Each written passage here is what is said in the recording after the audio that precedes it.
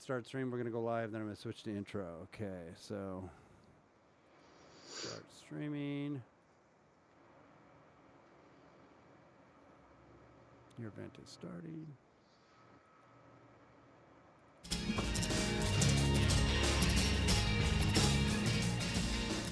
Hey everybody, welcome back to SJG Perspective. Tonight's going to be a fun stream. We're going to have a rational Wrongthink on the line with me, and he's calling in from a place that will remain top secret because of the ramifications that can happen if he gets out knowing where he is. But anybody who watches the streams knows who he is and knows where it's coming from, or he's coming from.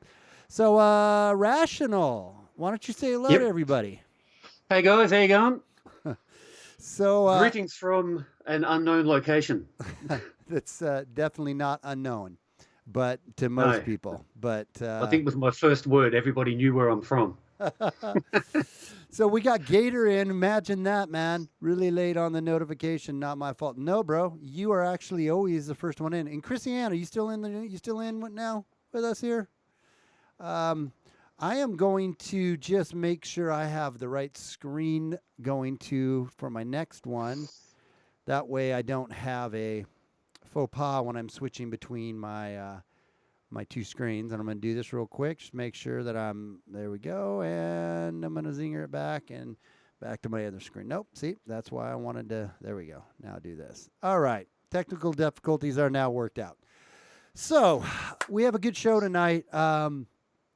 I actually didn't really prepare a whole lot for this, even though I think it's going to be a good show.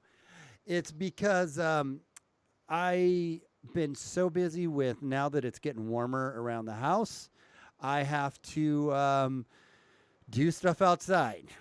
Is that a problem you have in the land of which you come from, Rational? Well, yes, considering that pretty much everything will burn. I mean, yes, everything here tries to kill you, but we have things like bushfires and that kind of stuff as well. So yes, you have to keep things in order around here. See, in Rio Linda or in not the upside down world, we don't call them bushfires. We call them brush fires. Brush fires. Yeah. Yeah. So a brush is the thing you use to comb your hair, mate. So I got my drink. Oh, see the drink I have in there, you can't even be really seen. But I got my nifty little. I am gonna have to write a smiley face or something on my forehead one of these times, to in green. This is that's interesting. No, you got to go the green contacts, mate. They will work. Green contacts, so we can see through your head. That would be cool. That would freak people out, but it'd be good. That would be good. So I am going to just check my phone really quickly here. We'll let a few more people jump in and see where we're at. And I want to get my my screens kind of situated. I really don't need this. I think I'll bring one of my screens down here because I don't need I don't need to see myself that great down here. And then I'm going to pull this one down here. Nobody knows what I'm doing, but that's okay. I do, kind of. And so while you're doing that, hey, g'day Gator. How you going, mate? Can you hear me? Oh yeah. Now, can we tell how loud is Rational coming through? Is he too loud for you guys? Is he blaring? It's not distorting or anything, right? Yeah, and have Gator tell us if it's distorting, since he's one of the only ones in here right now. Okay, I just want to make sure I'm okay. Perfect. Yeah, we're good. 3 minutes in here. So I wanted to talk about a couple things tonight that I thought might be kind of interesting.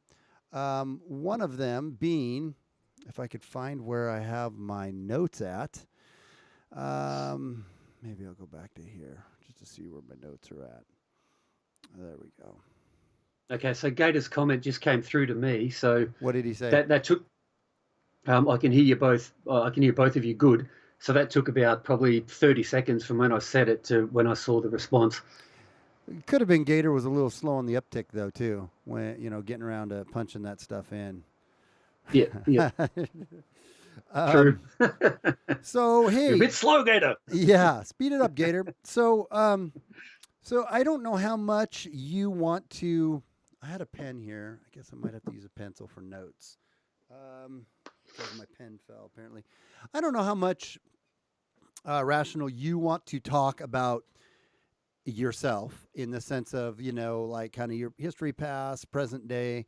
Um, but I mean, whatever you feel comfortable, like, should we, do you want to keep off? I mean, I think most people know, but should we just keep it the unsaid, the unsaid of where you come from, or do you think your Oh, accent no, gives it I away? think it's pretty obvious. Yeah. So obviously I'm New Zealand. No, I'm Australian. So They're the same thing, aren't they? New Zealand and Australian, isn't it pretty much the same thing? no, they do things to sheep that we don't. Okay, so That just alienated some of the audience. All the New Zealanders are gone now. I don't know if we have any New Zealanders in here, quite honestly. Maybe we do.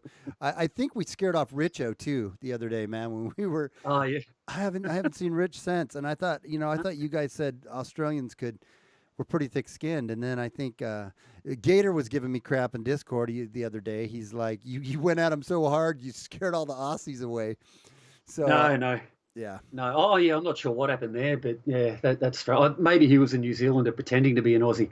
You know, they're yeah, a bit more thin-skinned over there, I think. they are. This is true. Yeah. This Yeah. is true. So Yeah, so look, I'm happy to just sort of let people know a little bit about me. So obviously, yeah, I'm an Aussie.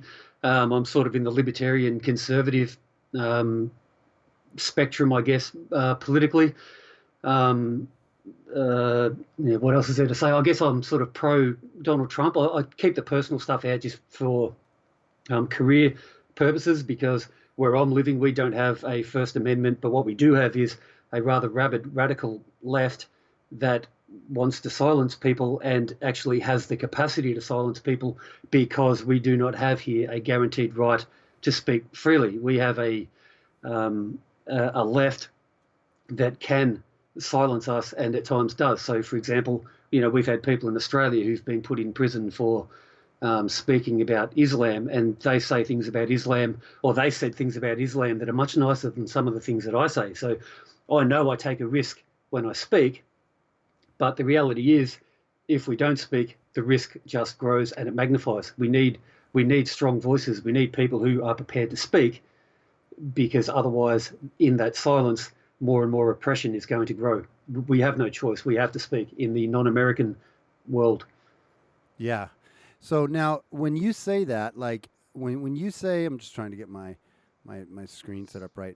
Like, tell me, like, I mean, what? How do they monitor social medias? How do they know what you guys are saying? I mean, I guess we all know that social media is pretty well monitored, but uh, Yeah. So I think for that kind of thing, I mean, I'm not aware of any case here yet where someone has been jailed for social media, but you have a look at what happens in the UK, where the police will come to your house for your tweets or your Facebook comments and stuff like that. So I'm not aware of that happening here, but that's only a matter of time if that's not actually happening, because we can't trust in the media to tell us that these things are happening either. But the case that I'm or the cases that I'm thinking of, there were people handing out pamphlets that were just quoting things that the Quran says, and one of those people went to jail for that, wow, for handing those out. And another guy that I can think of here, who's written off as being a Nazi, as everybody is these days. Um, he sort of spoke along similar lines, and I think he got a massive fine, and I'm not sure that I don't think he went to jail, but I think he was given a suspended sentence. So that is the reality here. You are in danger of going to prison for wrongthink, or for true statements, basically. right. No, it's so funny you said that. I was just looking for the tweet, see if I can pull it back up. I found a tweet from I don't know who retweeted it now. It was on my Twitter feed, obviously, but it was basically, and I'm trying to find the person's name who said it. Maybe it'll still be in here.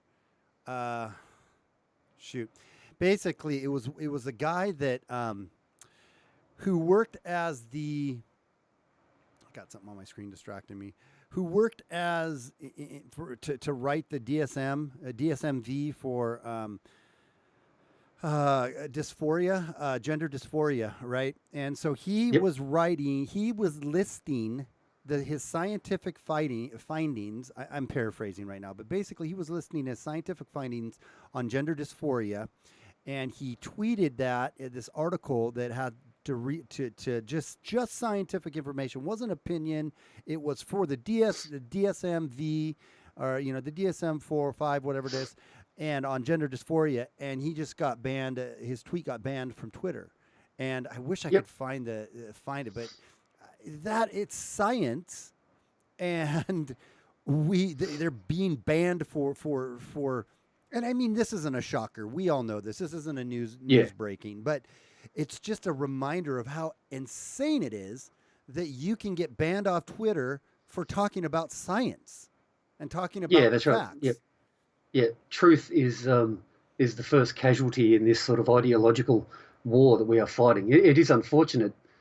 I'm not really sure what the answer is. I mean, it really is going to take people on the left being silenced in significant numbers, I think. And there is a little bit of that happening now. Like Farrakhan, Obama's good friend, has been kicked off Facebook. And I think it's going to take more of that type of thing happening for people on the left to say, hey, wait a minute, it's all fun and games when it's happening to people that we disagree with, but when it's happening to us, the fun kind of gets taken out of it. And look, at the end of the day, things like Facebook and that, they are going to start running out of people that they haven't kicked off their platforms if they decide they're going to ban truth. Yeah. Oh, right here, I found it. It says, yesterday, I think this is the article. Yesterday, Ray Blanchard, mostly known... Okay, let me pull this up on the screen. 1 second here. I found this article. I think this is it. It says... Yes, from MindGeek, Delenda, whoever, says yesterday Ray Blanchard, mostly known for his discredited theories.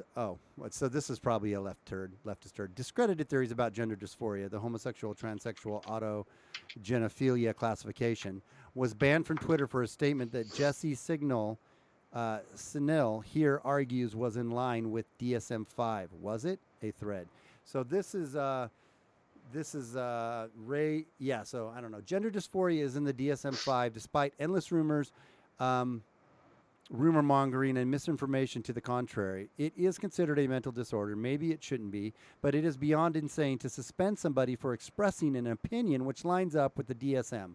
I have less, and I guess he does another thread here, less faith that as a journalist who often writes about science, I will be able to continue using Twitter without getting punished for communicating scientifically accurate information. Twitter is making a terrible and embarrassing error here that it should fix. Anyway, this is part of the larger problem of complete meltdown in elite progressive space of the ability to accurately convey science on stories having to do with social justice, journalism, academia, social media.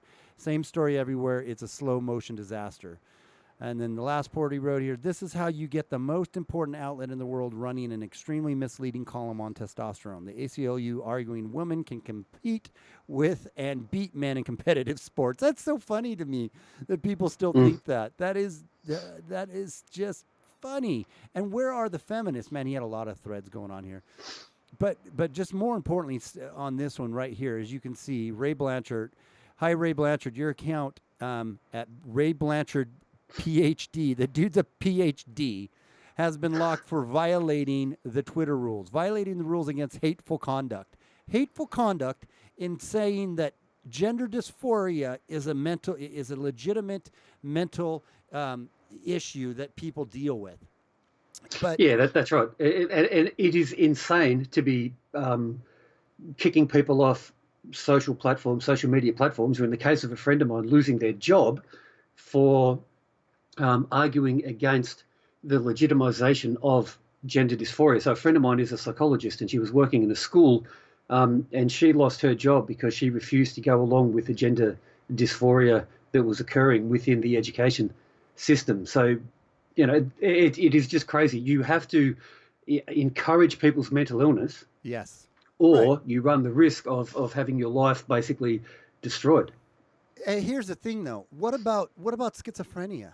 When someone has schizophrenia, right, we think, oh, that poor person, they hear voices and they see things running through the room, and they have all these multiple personality disorders. They need or bipolar. They need lithium, right? If they have extreme Yeah, bipolar, yeah. you need lithium because you are so like the show. This has probably been in a lot of shows. The show that comes to me is Homeland. I don't know if you ever watched Homeland on HBO, or I think it was on HBO. No, Anyway, no, I avoid TV. yeah, I probably should. I watched. I don't watch as much now as I used to, but anyways, the main character struggled with extreme manic depressive, bipolar.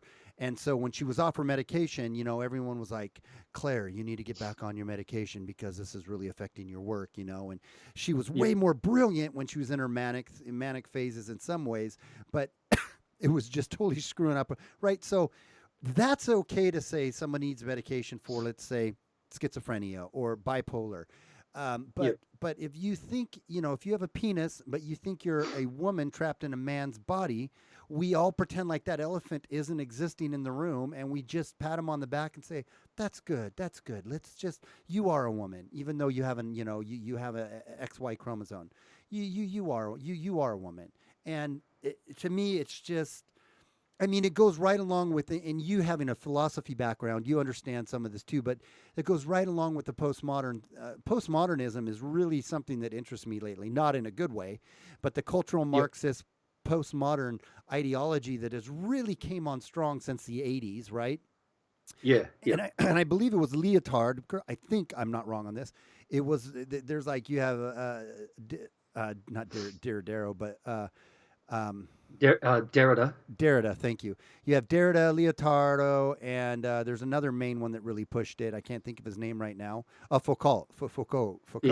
Yep, Foucault. yep, yep. Right, but Leotard was the one who really pushed in the end of the 70s, which then, in about mid 80s is when intersection or when privilege and intersectionality really broke on the scene, lost some momentum until the early 2000s, and then just exploded, mid, 2005, 2006, 2007. It really started to take off.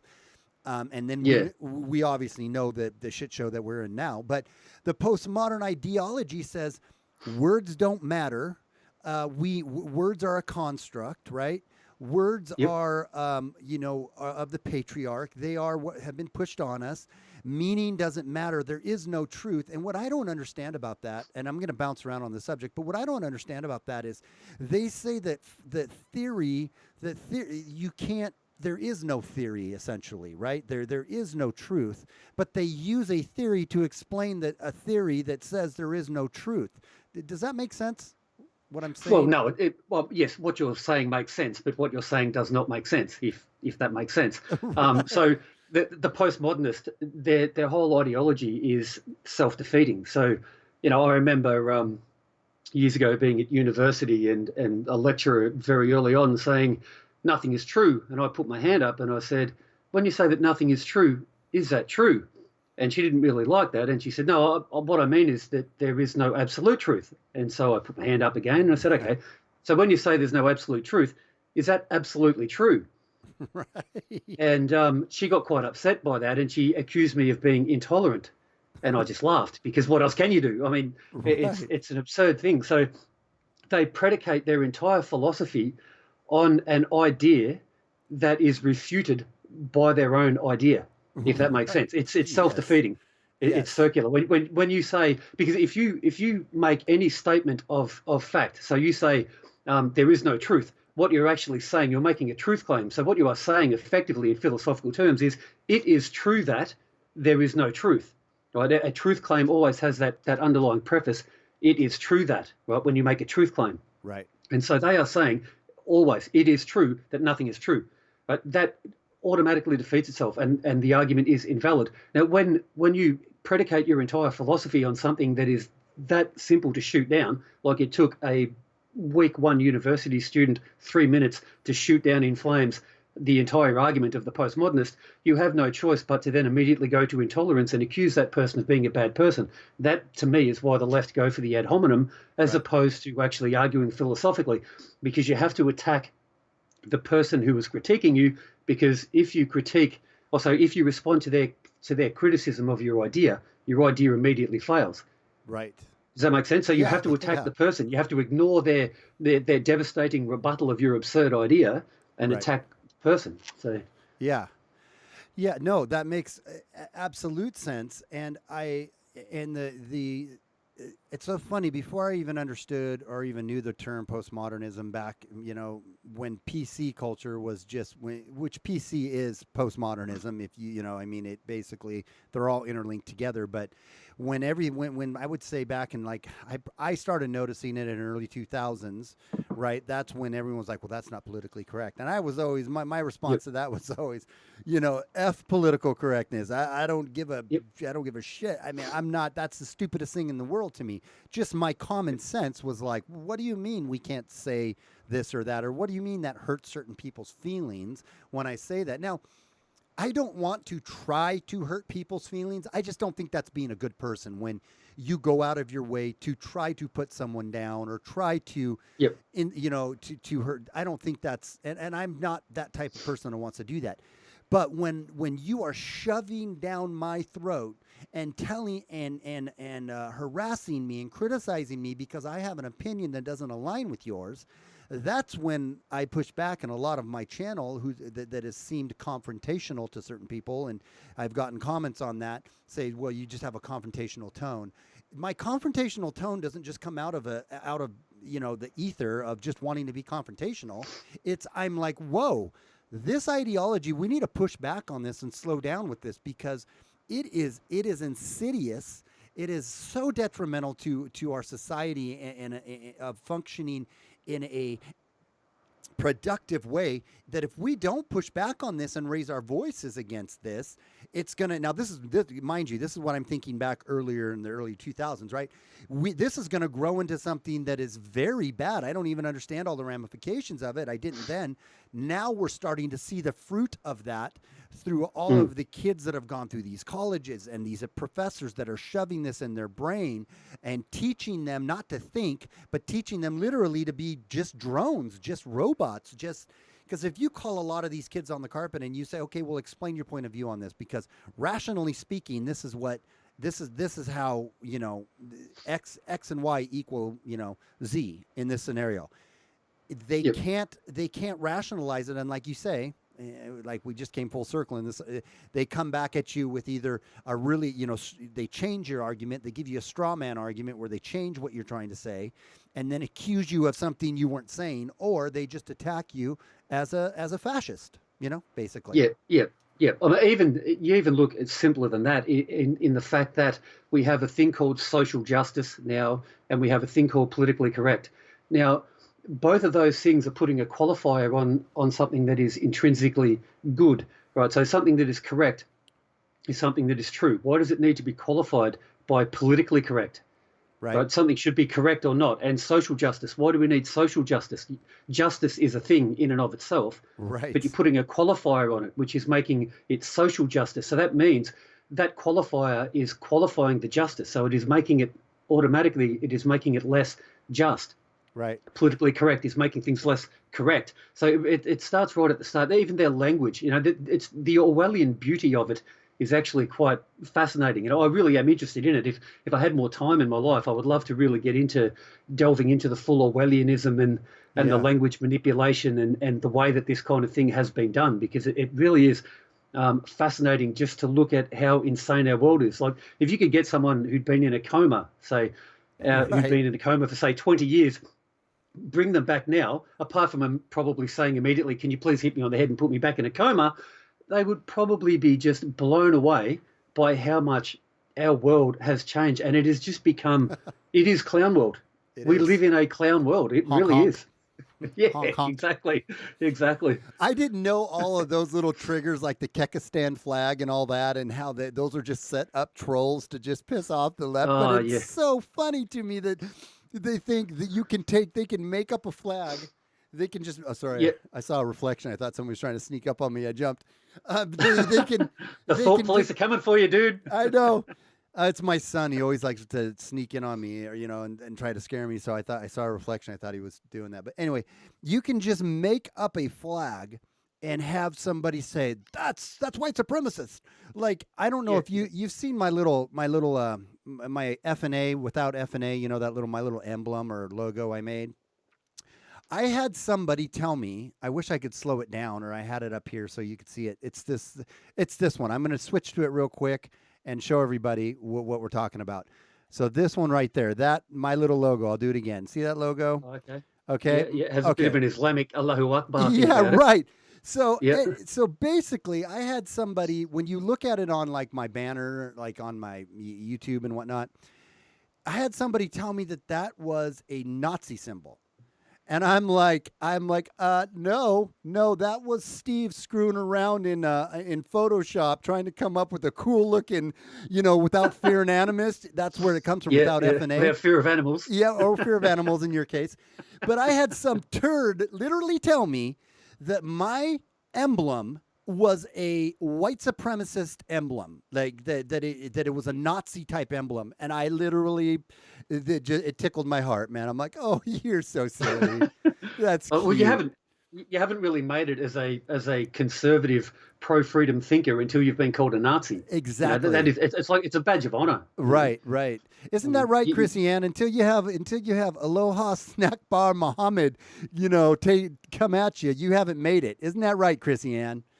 Oh, that's funny. Yeah. We all need to be called Nazis. We're going to have to write a parody song about how you need to be called a Nazi to be taken seriously. Oh, sweet. Speaking of which, let me read you guys my lyrics in here. So this is I'm just going to a cappella sing it, but this is this is my new one I'm doing. That is you don't Tom Petty's, you don't have to live like a refugee. Okay, so you're going to go. We got something we can show it. We love to talk about it. Do do do do do do do do do. It's our virtue that we signal. No way to get around it. Listen, this is what you need to believe, baby. You can come and live here for free. You know you don't have to live like a refugee. Just come live in our sanctuary city. Yeah. Then it goes, right here, right now, open borders. Oh, it goes, right here, right now, open borders. Get in and claim asylum. Do do do do do do do do do. We know you don't want to stay there, living in your own slums. I don't know exactly how that part went. Get here just as fast as you can, baby.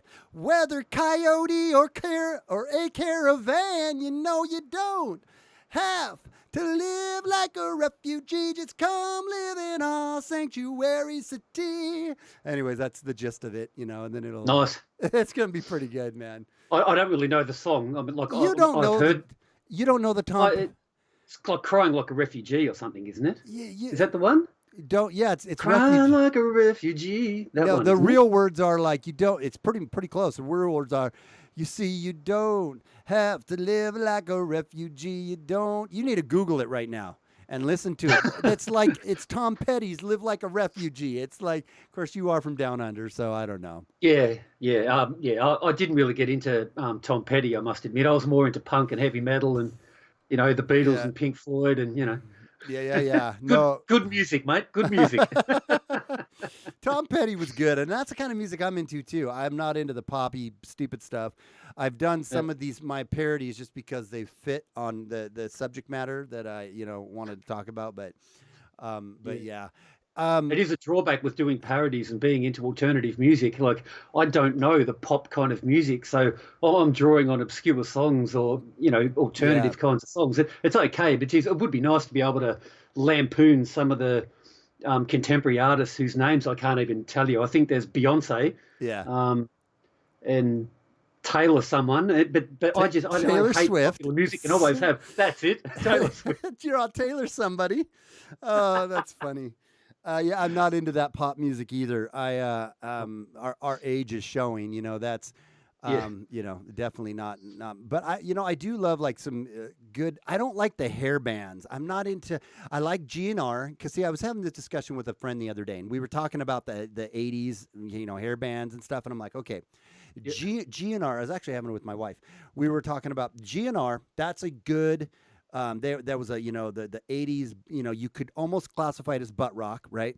But it was true butt rock. It was true music. All their songs were guttural and were true, and they weren't just super glammy. And then I'm Yep. like, a step under that would have been Motley Crue. They were a little too glammy, but they had some really good Yes. tunes, they had some good Yep. music. And then I'm like, and then a step under that one would be what's his face, the guy who had the reality TV show. He had one or two good songs, but then they're really getting into the Brett Michaels sing for. Oh crap, man! That's No, don't know. you do know him. I just can't. I can't think of his. I'm getting scared about my retention lately. My brain retention is starting to scare I'm me. just trying to think of some glam rockers like David Lee Roth and Van Halen. Yeah. Who else? Oh, John Bon Jovi. Yeah, I can't stand those kind of I guys. can't stand him either. I don't like him at all. Ugh. Yeah, no. And then you had like Rat, which was like they had one song or two songs, and then Yeah. but yeah. Wasp. Wasp, exactly. I remember I was raised in the church, right? So Wasp, we had a guy come to our church and say, WASP stands for We Are Sexual Perverts. And I'm like, does it really stand for We Are Sexual Perverts? Or are you just saying that? And then I was back in the day when backmasking was a thing, and all the Christians were saying, Yep. I remember taking my cassette apart and rewinding it backwards, and then playing it backwards. And we were like, Satan. And I'm like, I heard Satan in there. I heard Satan in there. I know that I heard it. Play it back a little slower. Yes. Oh, Yes. man. I do remember when all that backward masking stuff was around. That was, back then I was into heavy metal and punk. And remember they had that big court case, Tipper Gore and all these weirdos that were trying to ban music, and Yes. and me and my friends then, we were teenagers and we were into that music, and we kind of took it really personally that they were trying to ban the music that we absolutely loved. Yeah. I think they were Tipper Gore, was she from Democrat or Republican side? Oh, Democrat. Oh, okay, yeah. Yeah, Right. So it is still the Democrats that are trying to stifle people's freedom. Okay. Yeah, for sure. It's so funny too. Lately, I'm starting to realize how. So I was raised staunchly conservative, and I was just conservative because my parents were against it. All I knew was the abortion issue, right? So I was Republican conservative. Then I really didn't care about politics until I hit my mid-30s, really. And then all of a sudden I rebounded. It's like a rubber band when you pull it back. And I was like, I didn't know anything about Obama, and I started listening to the Young Turks, and I didn't know anything about the Young Turks, and they're like saying all this stuff that made sense, and I'm like, yeah, man, yeah. So I was posting all these things, and all my friends on Facebook were like, dude, what's were combating me on my ideologies, but I didn't know, so I'm just like, this sounds right. Obama, he's trying to do this and this and this. And so then I started getting into politics, and I started really digging it. I'm like, wait a minute, this doesn't sound right, And then I pulled back, and I am kind of like, I think what you told me before we went on air, I'm libertarian. I say conservative, but I definitely think I'm more libertarian, probably right-leaning libertarian. But same. Yeah, but and I still am against abortion. I don't like abortion, and I don't, and I think I'm more passionate about it now than I used to be. But it's like. But then war, like I'm definitely not on the side of the conservatives, if you will, which it's not even now. Now it seems like the left is all war hawkish, man. But that's like where I totally part ways with my support for Trump is that, and why I was so excited he got in. I'm like, well, I don't know how, I think he's a bit of a buffoon when he first got elected, but I'm glad he's not going to get us in wars. He's going to get us out of these things. And then he said I think that one of the things about Trump that a lot of us like that are in that sort of libertarian conservative vogue is he had that kind of non-interventionist aspect to him. And I think a lot of us enjoyed that because we have seen, look, I mean, I love America. I love the United States, especially love your First Amendment and wish that we had it. But America has done some unfriendly and some unpleasant things. And it goes right back to the days of Ronald Reagan, siding with the Mujahideen against the Soviets, and I can understand why he did it, but that created what we see now with Islam becoming, I think, what the left would like to call problematic. The terror thing is probably a little bit problematic, but that actually started, or restarted, I should say, because Islam has been killing people for 1,400 years. It's had a couple of times where it stopped, but that American intervention in the Middle East that started there has led us to where we are now, and it's cost the West trillions of dollars, thousands of lives.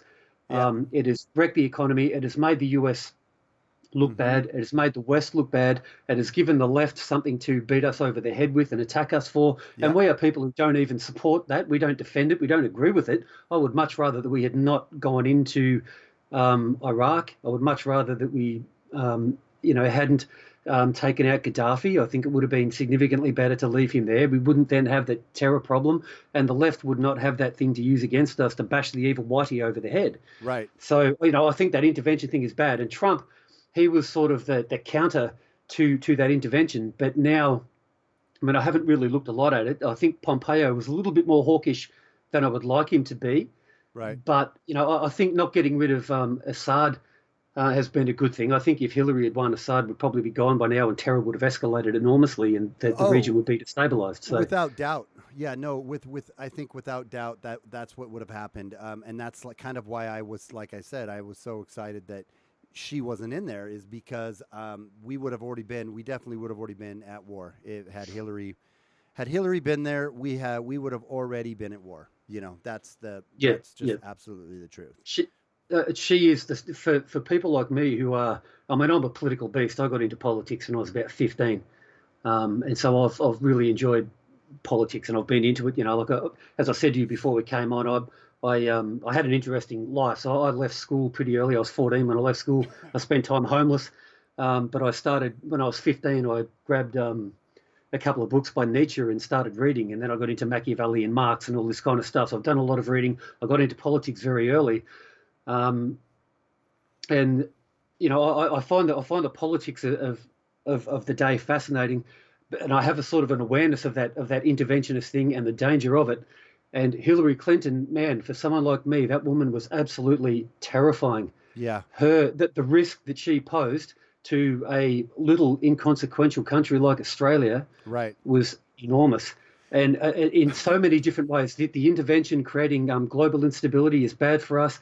The Obama idea of allowing China to become a power in our region is just terrifying. They are buying up.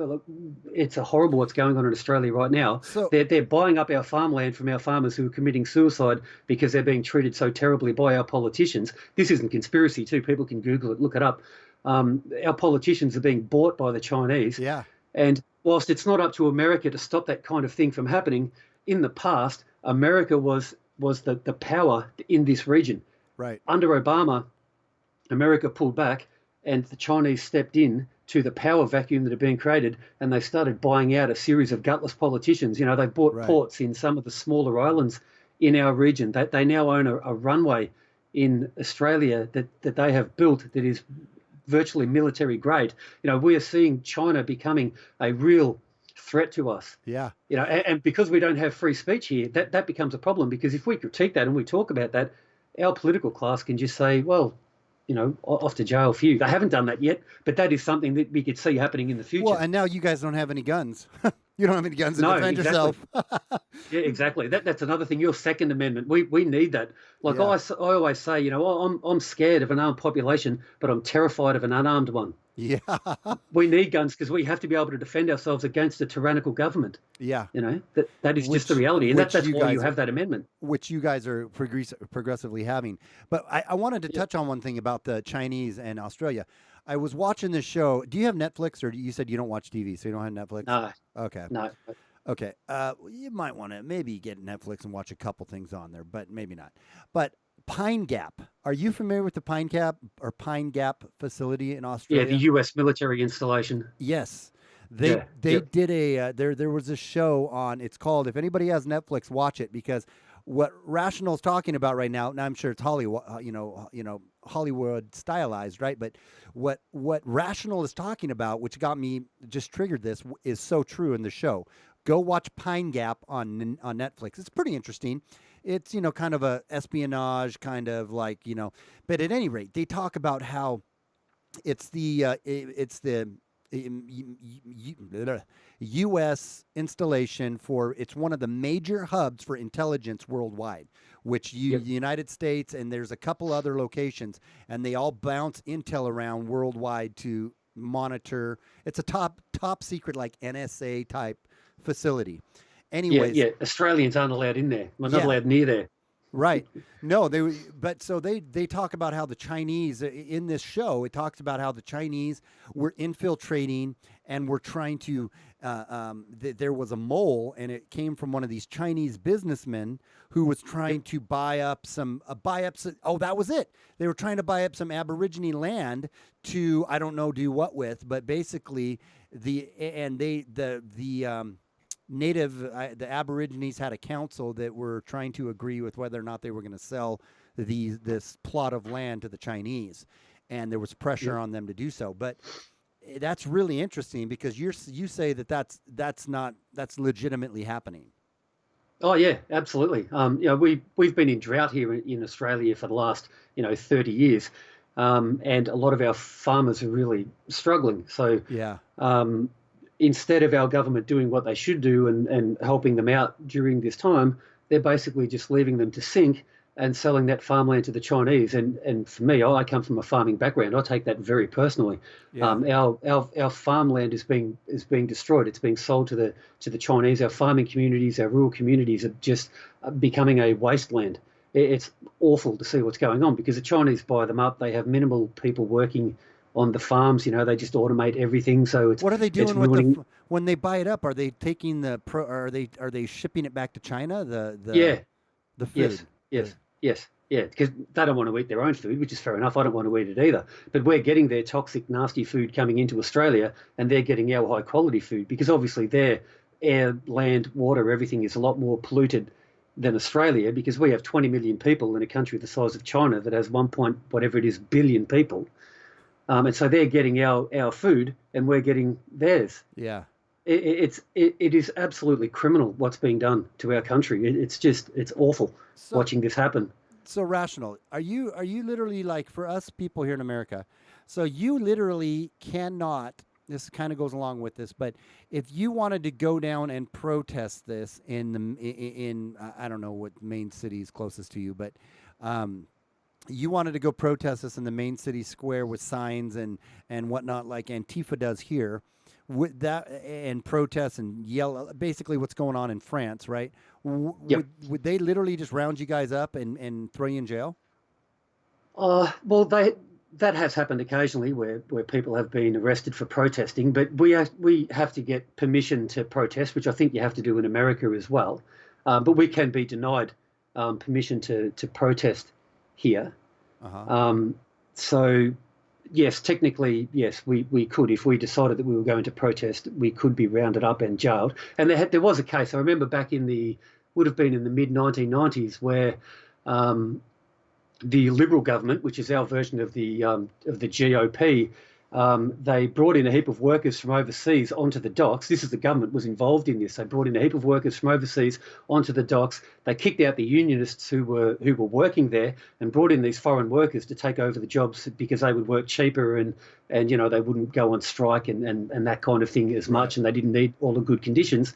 And Kind of there like was a series of kind of like the HB1 visa here, HBN1 visa here.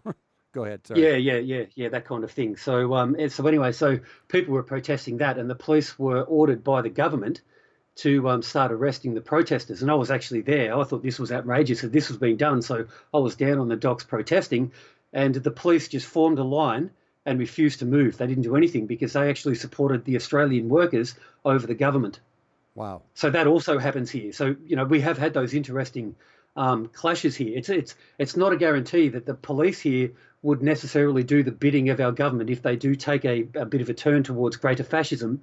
But at the same time, they have arrested people, and people have gone to jail for protesting when it hasn't been authorised. So we don't really know. So, but when you say you don't have free speech, you're basically saying that if you speak out against, there's probably certain hot topic buttons, obviously, but Yep. when let's touch on this for a second here. If you were to speak out against Islam, on some posts or I don't know, in your business, right? You're talking to Yep. you're talking to a mate next to you in your cubicle, and you start basically saying nothing like egregious, like making fun of Muhammad or something like that. But let's just say you say, I believe we have a problem with Islamist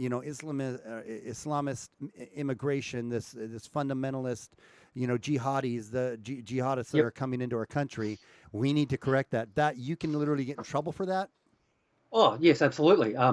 Just to answer you, Gator, yes, we could lose our job for saying that type of thing, but you can also go to jail. As I was saying before we came on air, there was a couple of people in Victoria, I think it was, who were handing out pamphlets Uh-huh. talking about some of the things that Islam said, some of the things that are written in the Quran. Like, the Quran says that, 9111 in the Quran, so book 9, verse 111 in the Quran says that the Muslims have sold their lives and properties to Allah and they slay and are slain fighting in Allah's cause. These people had a pamphlet with that on it and they were handing it out to people on the street and they went to jail for that. So, yes, for me, just saying that, I could potentially go to jail for that if our government decided that they wanted to jail me. And, as I said to you before we came on air, I'm aware of that risk. I don't go into this blindly. Sure. So I know that I'm taking that risk in speaking, but people have to speak. If in that vacuum, in that silence, the oppression just grows and grows and grows and grows, and there is less stuff that we will be able to say. We have to speak. Outside of America, where we don't have that First Amendment, it is critical that we speak. Look at Tommy Robinson. Yeah. The brutal way that man has been treated in England is appalling, and Right. we're not far behind. Right. So now on that, like Avi Yemen, why can't I never say his name Yemeni, right? Yemeni, Yemeni, right? Yemeni. yeah, Okay. yeah, So Avi Yemeni, he speaks out against Islam and whatnot there, I know. And yep. so why hasn't, I mean, has he been arraigned? I know he's had a lot of troubles and run-ins with the laws, death threats and the whole, so on and so forth. But is he kind of is he a common household name around Australia? No, no. Sadly, he's not that well known here.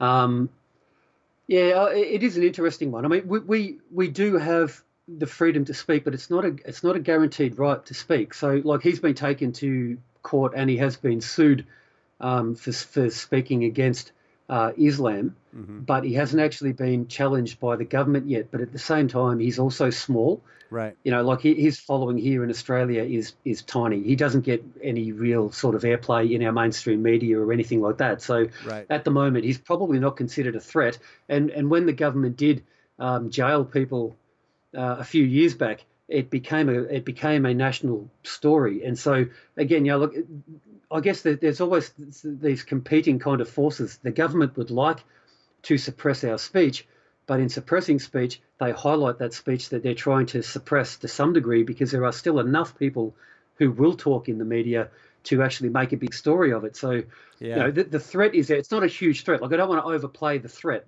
but the threat is there. And we know when we choose to speak, we know that there is a threat. There is a threat of people taking legal action against us. There is a threat of the government coming after us. Yeah. So, how big that threat is, it depends on who's, sorry, excuse me. It depends on who's in government. Right. And we're actually about to have an election now, and our Labor Party, which is your equivalent of the DNC, are about to get elected. So it is going to get a lot worse Oh. because they are the pro-Islam, pro-immigration. They rely on Muslim votes, so they're going to up our numbers of Muslims that are coming in. So our speech is going to get cracked down on harder, and whether they can crack down on us retrospectively or not, who knows? But they will crack down. So do you think it's kind of like the reason the left is letting so many Muslims just unabated, entrance into your country? Is that equivalent to, I guess, the Hispanics on our southern border, where the left doesn't care, is pushing to let them in solely for the purpose of voter base in a lot of cases?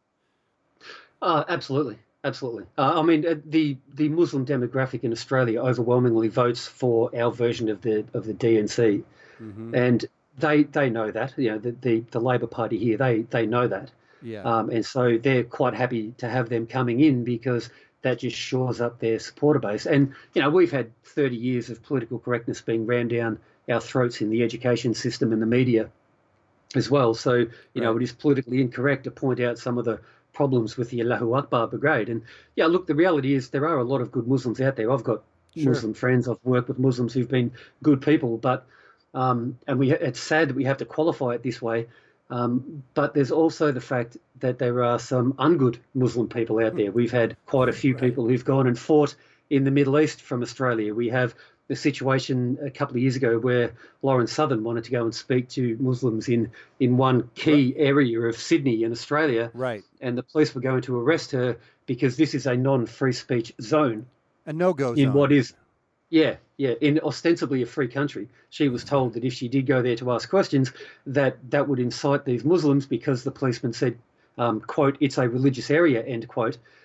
Now, as I see it, and that was almost treasonous on behalf of the policeman to do that, because he was basically saying that we have to uphold the Islamic Sharia law here, where you can't critique Islam in a non-Islamic country. We have so so the Labor Party are happy for that stuff to go on because they get those votes. Like the areas where the Muslims are just Labor. They're Labor heartland. They will never lose that area to any other party. So as we were talking before we went on air, we just had a comment, and I don't know if Altoid Sweet is a real troll or pretend troll, but we had a comment that so I can't really tell because I'm losing a lot of context here in text. But they said him, her, Zeezer, I don't know. It says Altoid Sweet, but they say the last protest as I was at, I told a conservative he was a racist. It was awesome.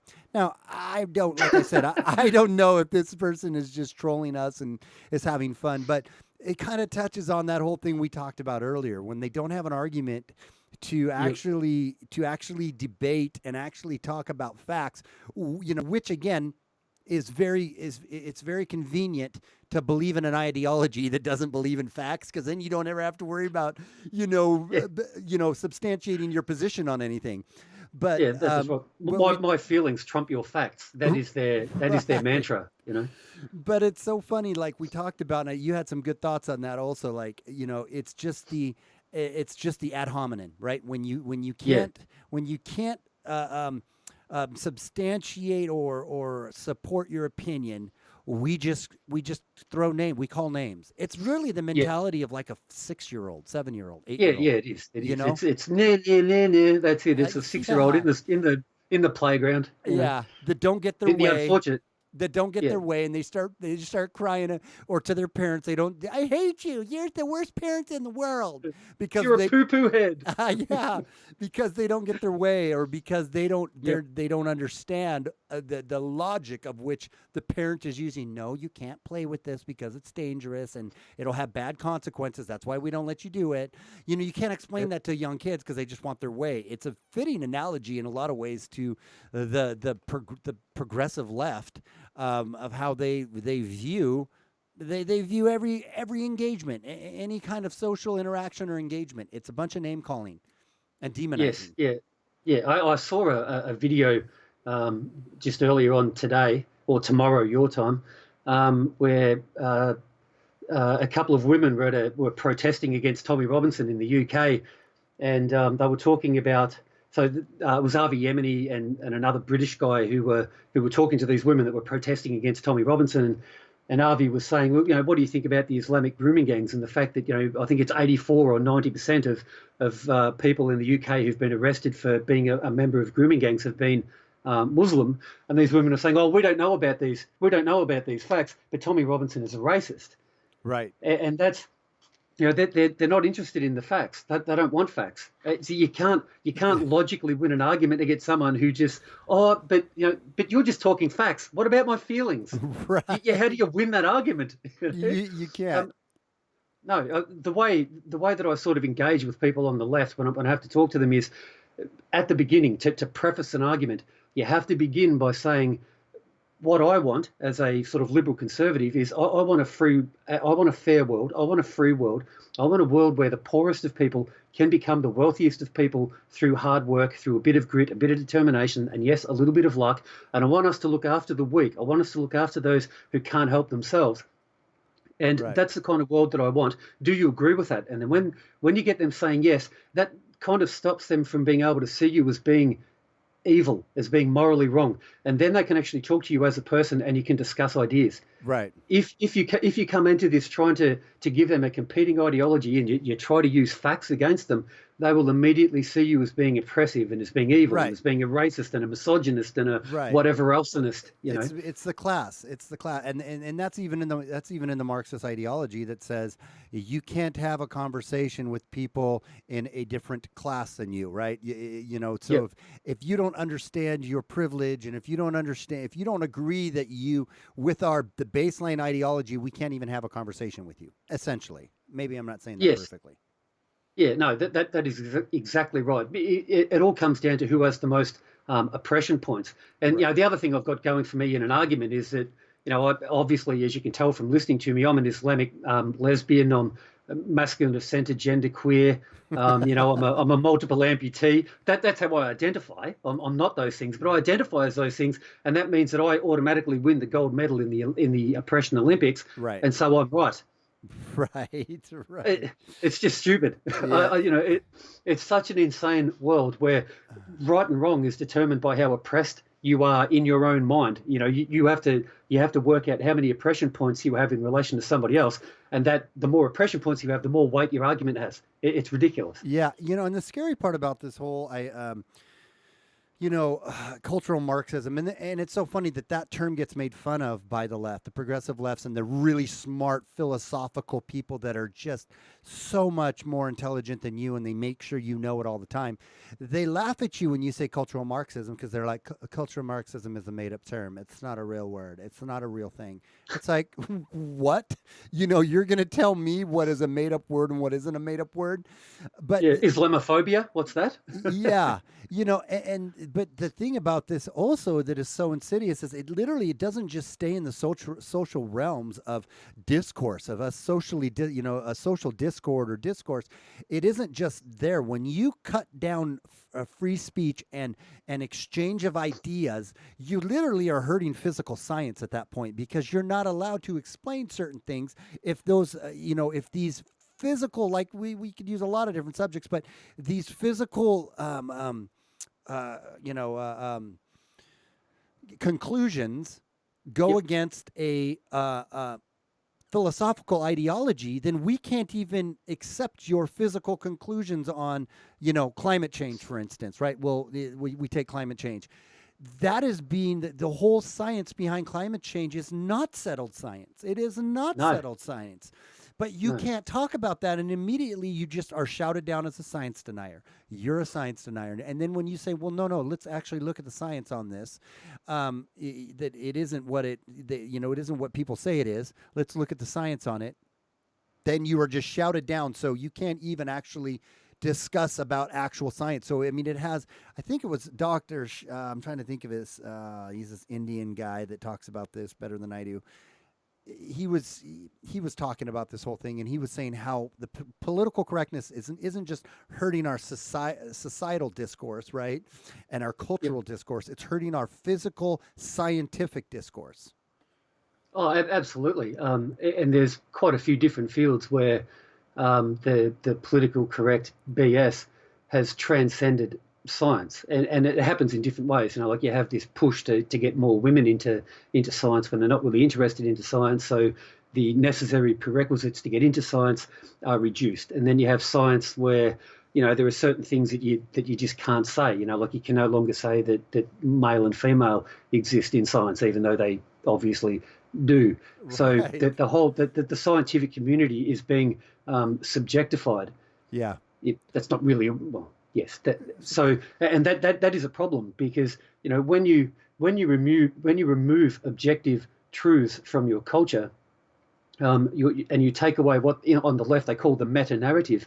You leave people with nothing to believe in, and there is no identity, and so people just disperse off into the weirdness that you see now. And like this stuff it's a cultural cancer. The social justice thing. And I know a lot of people talk about this, but Yeah. it is true.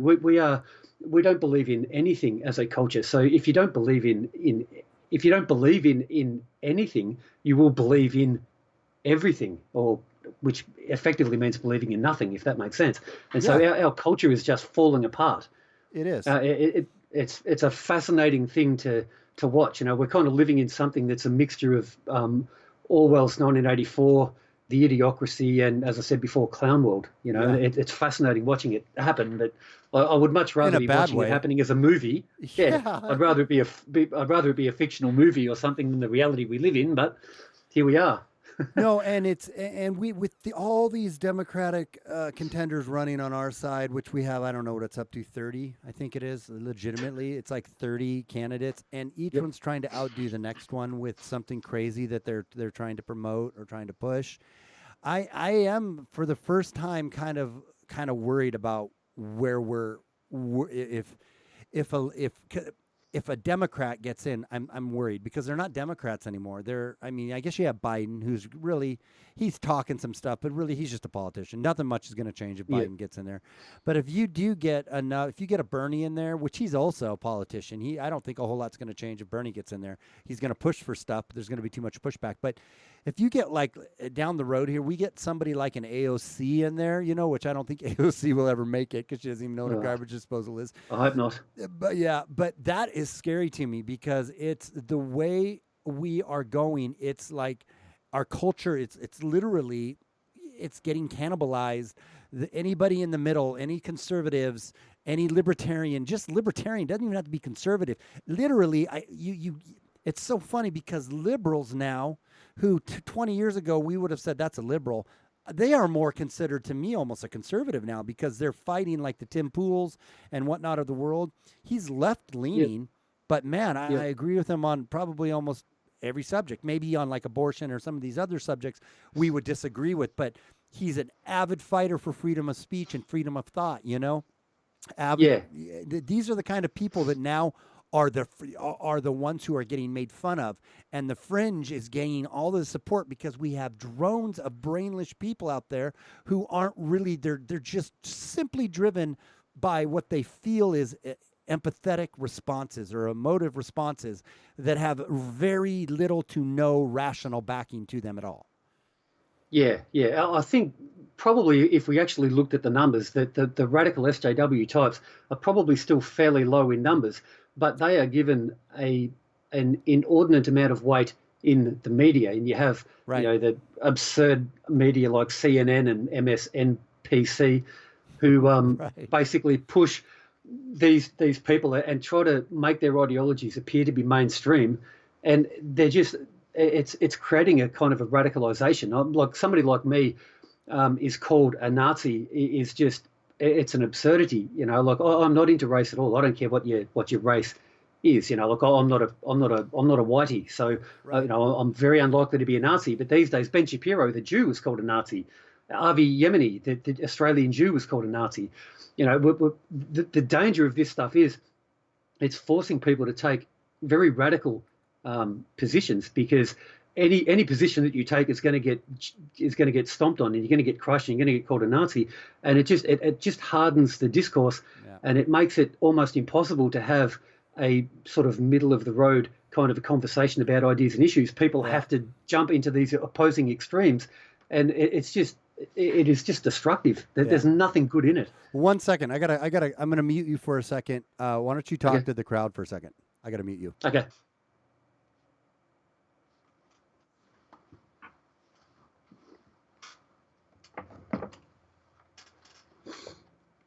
So can people hear me out there, or has he muted me completely?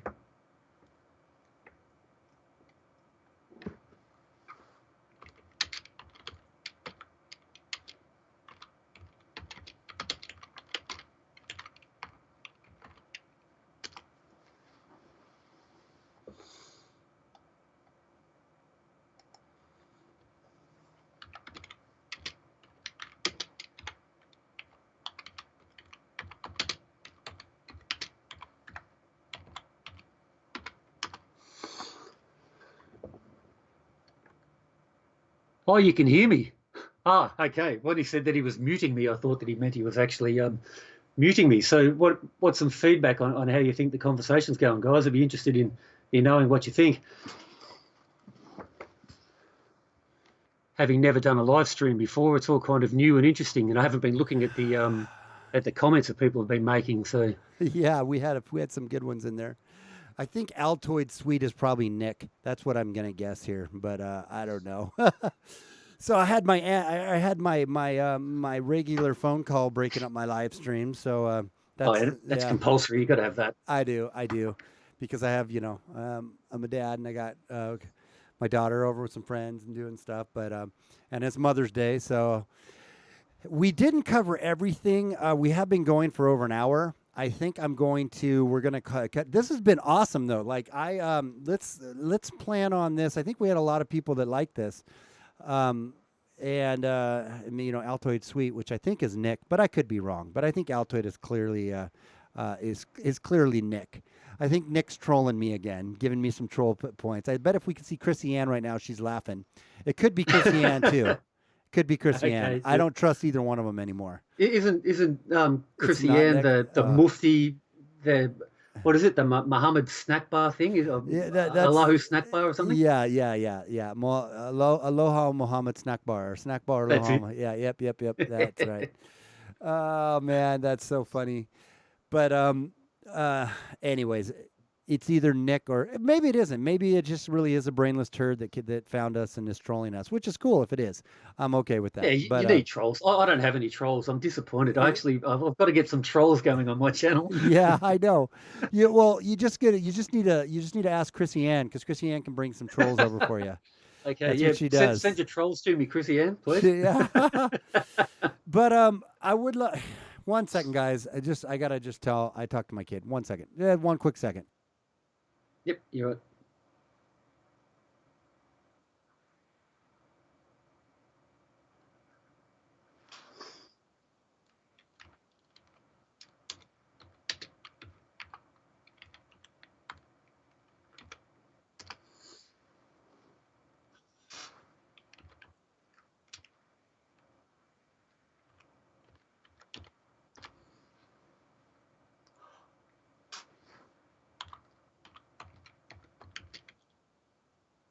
Okay, you guys couldn't hear that, I hope. Last time I tried turning down my mic and everyone still heard the live stream. But I heard it. you heard it, right? Yeah. I could hear it. You could hear it. That's true. But they couldn't because I muted it, right? I hope so. Yeah. So just to Oh, jump look at in, that! Chrissy, Look at that, Chrissy Chrissy Ann. Ann's. Yes, I'm happy to appear on your show if you Wait, want me. That wouldn't be a Chrissy problem. Ann, you can't do that. You can't just be coming in my stream and pilfing my talent Yeah. like that. We'll just My guest. dump this bloke. Look, who's this Great. guy again? I guess Look I what was. I'm gonna do. She used to ask me to be on the show, and then I guess I'm the flavor of last week, and you're the new flavor. Then I guess Rational. Oh man. No, yeah, I'm just giving you crap, Chrissy Ann. You know that. I'm glad you want Rational. We need to get Rational out there. You have a lot of great thoughts. You have your well-spoken, Rash, and you're intelligent. So that's those are all pluses. We need to get you on drone. I'm going to talk to Drone Tech too. Let's get you on one of those Drone Tech streams too. That would be. I think you'd love to hear about. Hear I from you. do have limited times where I can be on just because of my sort of circumstances. Yeah. Right. So we'd have to work it out in advance when I'm going to be available. But yeah, look, I'm happy to live stream. It's been fun. I was a bit sort of worried about how it would go, but no, I've actually enjoyed this. It's been good. Yeah. Altoid Sweet said, "I'm no threat?" Question mark. Just wait and see what happens. I will call you all kinds of names. Oh, that's cute. Yeah, go ahead, man. Their trolls are cute, aren't they? They. I will call you. Can you, if you refer to yourself as a they, can you call yourself I? Wouldn't that be wrong in the sentence? Wouldn't it be they? We. Yeah, we are no threat. Right. Just We are wait no and threat. see what happens. Yeah, They I being a first person they will plural call you pronoun, singular pronoun. Sorry, Right. you can't use that. Yeah, wouldn't it Yeah. have to be like they will call you all kind of names? It's not I can call you all kind of names, or can you? So Nah, well, they probably can really, but Yeah. anyway, we just have to troll them back a bit, Yeah. I suppose. all right. Well, hey guys, I got to wrap up here. I will. I'm getting summoned again. So no, it's we. They said. Okay, cool. Anyways, I loved having you on, man. We will get you back on real shortly. Stay on the phone for a second when I hang up. Thank you everybody for coming by. We will do another stream again soon. I'm gonna try to get up 3 a week, and trying to get some videos weaved in between there. But since I have Rational on the line here, I think my tagline everyone knows is without fear of animals. Without fear of animals. Right, without fear of animals, and also without fear or animus. So until next time, appreciate you guys coming and hanging out, and we'll talk to you soon. Have a great night. Later, guys. Bye. See you guys.